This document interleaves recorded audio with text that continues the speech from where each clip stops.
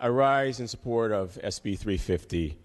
Tonight, I've heard colleagues talk about climate change and about science and questioning the science.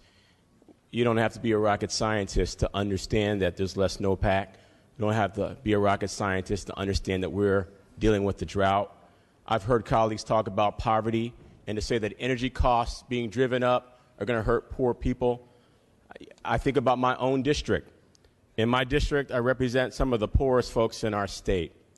In my district, there was a study done on cities in my district that said children born in those cities will have their lifetime cut down by 14 years, in large part because of many of the environmental challenges that they face every single day.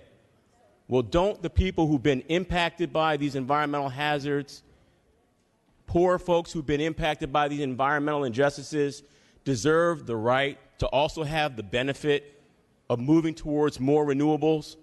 Don't they deserve to have that benefit as well? If we're going to advocate for them because of their status as being low-income citizens, why shouldn't we advocate and fight for them to enjoy the benefits that this bill purports to bring? Why shouldn't we call out the high-paying jobs that will be created in association with the goals established in this bill? I've heard many colleagues tonight talk about what's not in this bill, and they're not going to support it.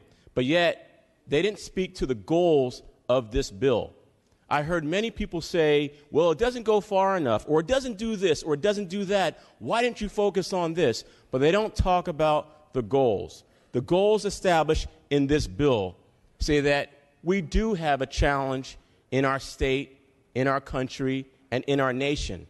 The goals of this bill say that California always has been and should continue to be a leader, and that includes on the climate front.